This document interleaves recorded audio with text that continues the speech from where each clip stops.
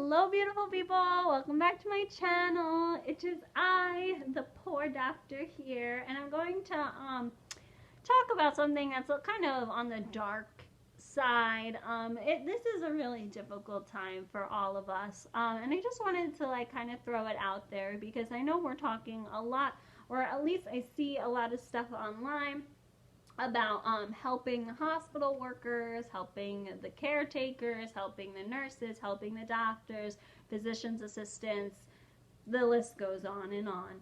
And everybody is working hard. Listen, that's one of my favorite things about working in the medical field. It's because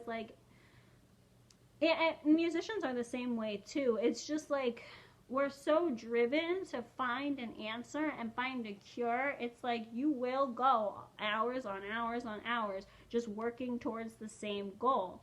Think about when I was a music therapist, in school, I used to study and read and do papers and practice, and the work went on and on and on. Now, prepping, for med school, it's same thing. In med school, the work, you go on and on and on, and you go to the, musician, you go to the practice room at 2 in the morning and you stay there until 5, or you stay there till the task gets done.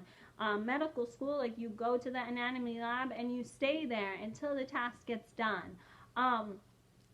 In a neurosurgery or brain surgery, they'll stay and they'll do an operation. Those surgeons, they'll stay at the hospital for 36 hours straight. Anesthesiologists, they'll stay at the hospital, and they don't care. Not that they don't care, but they don't really complain.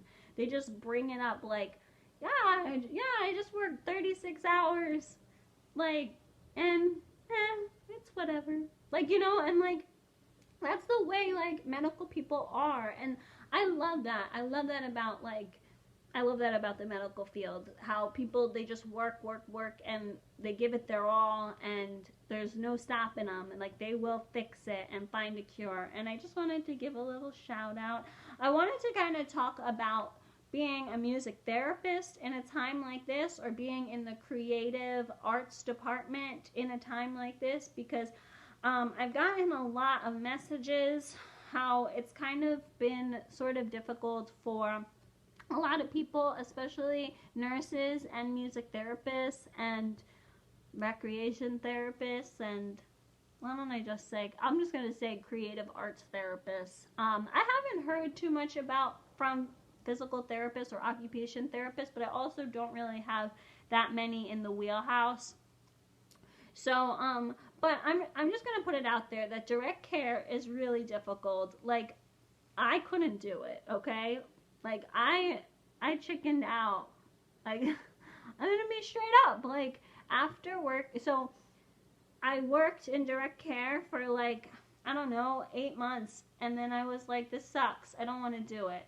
And part of it was probably because with the clinical experience, with the internship, by the time I reached 8 months of direct care in my job, it was really 4 years of actual direct care. But the point of the matter is that it sucked, and I didn't really like it very much. I hate direct care. I don't like being around people for that long. So nurses, creative arts therapists, anybody in the leisure department, if your facility has a leisure department, that is what you're doing, direct care. And if you've been there for longer than a year, heck, you've made it longer than I did.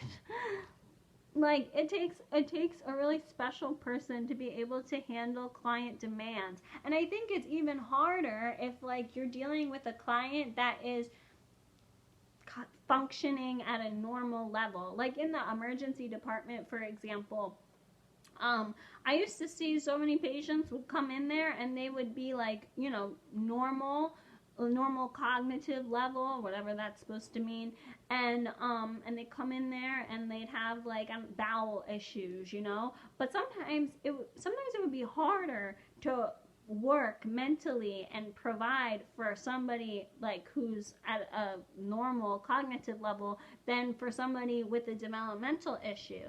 And I don't know why that is. Maybe it's a patience thing, but I was always I don't know, it was always easier for me. It was easier to be sympathetic with somebody if like they were living in a long-term facility than if they came in for a short period of time in the emergency room. So like give yourself credit, like give credit where credit's due. Yeah, it's hard. It's hard being like the front end of the people, front end of the care, front end like, hey, give me a sandwich, hey, my blanket's cold. And then you do have to remember that like when you're in direct care, regardless of whether you're in the medical team or you're in the therapy department, like patients act weird. Sometimes they act demanding. Sometimes they act aggressive. And then, the doctor comes in and it's like, oh, everything's fine, doc. Or they'll be like, oh, hey, doc. So, like, my foot actually hurts too. And then they didn't, like, tell you. So you do get a lot of brunt and you do get, like, bad behavior from patients. But, like, just stick it out, I mean, it sucks, but don't take it personally. Everybody is going through a lot, especially patient-wise, and you guys are the strong ones. I mean, you guys are the front end. You guys are working in the field, so you can do this. I know you can. One thing I did want to mention, and I probably shouldn't like say this out loud, but like I am, because anything goes. Listen, if you don't feel safe at work, like if there aren't, like, everybody needs to be treated, okay? Like, that's the general rule. So, like, if somebody comes in there and they have the coronavirus and they need, I don't know, they need a heart transplant, like, you have to treat them, right?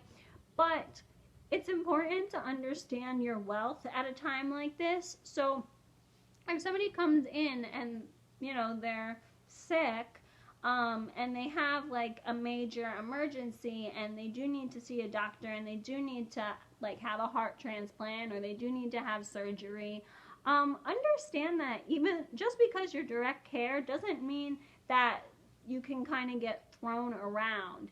And by thrown around, I mean if somebody comes in and they need medical attention for sure, but they are experiencing symptoms of the coronavirus or maybe they've been diagnosed with it, understand that as you are a medical professional, like I don't care what it says after your last name. Maybe it doesn't say anything. But like if you're there in the hospital and you're doing direct care, like you better be suited up. Like you better look like the surgeons because technically you are at risk.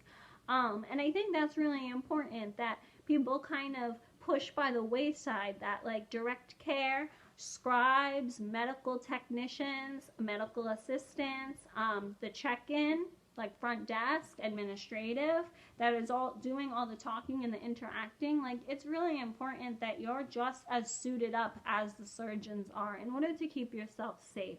Because you can't help other people. You can't help anybody who's ill.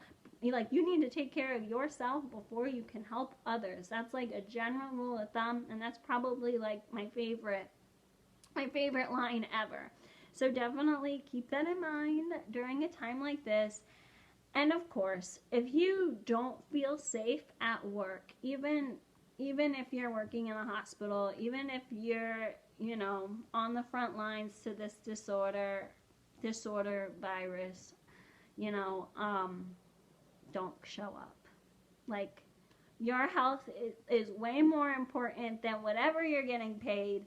And if you don't feel safe in your work environment, it's important that you express that. And if nothing changes, like, don't show up. And you shouldn't feel ashamed for not showing up, especially if I'm going to throw it out there, if you're a music therapist. Like, I hate to say it, but music therapists don't save lives. We aren't the ones, when somebody goes into a code blue, we like get out of the way, so that the medical team can come in. And as a music therapist, like I know we advocate for ourselves and it's important to advocate for yourself, but if you don't feel safe at your job, like it's okay to not show up and don't feel ashamed about it because you can't save lives anyway. Like again, it sucks, but like that's the truth of the matter. So like if you're not getting taken seriously as a creative arts therapist, like it's okay to not show up. It's okay to like take PTO. Maybe you want to take PTO, you know? Maybe you want to take a break. Like it at this time, even though the hospitals are flooding with people, unfortunately our skills are technically leisure oriented. So it's okay if you take a break. It's okay if you say that you don't feel safe. It's okay if you don't show up. Like as long as you address why or whatever the reason is, or put it in writing, or do whatever the proper protocol is, like it's okay. And for the nurses out there, like I know that, or CNAs even, your job is important because you are medical staff. But again, since you're medical staff, you should be treated as such. You should be all decked out. Right? So don't like put your self-worth down. It's really good to help people, but you do need to help yourself before you can help others, for sure. And that's really important. As as somebody who's potentially going to be a manager of a hospital one of these days, I would not, if I was a manager and I was in charge of a hospital, like I think that there's some ethical rules in terms of this issue. So like if you don't, if you've addressed your issues and you don't feel safe at work and you just stop showing up, I think ethically, like, not that it's okay, but I don't think at this time you're gonna get penalized. It's sort of like the bill thing where like, oh, your rent is due the first of the month, but if you haven't been working because of the coronavirus, you're not allowed to get penalized. You're not allowed to get kicked out of your apartment. It's kind of like under wraps, and I know each place is a little bit different, but that maybe helps somebody's decision. I hope it does. As a potential manager, I think it's kind of hard for big facilities to sort of take over and think fast on their feet, and I don't really know why that is. But maybe it's because these business people, maybe they did business their whole life and they didn't do music therapy and then business like me. But I don't know. I hope that everything does work out eventually, and I hope that all of you make the right decision and the right choice for you. Don't get put by the wayside. All of you in direct care, all of you in medicine, your life is valuable, you are valuable, and your work is valuable, so it should be treated as such. And that's what I'm going to leave this message with. I hope you guys stay safe, stay healthy, and do whatever you need to do to feel healthy and feel safe. Don't feel guilty about it. Okay. I hope you guys have a great day. Stay safe, stay healthy. Love you. Bye.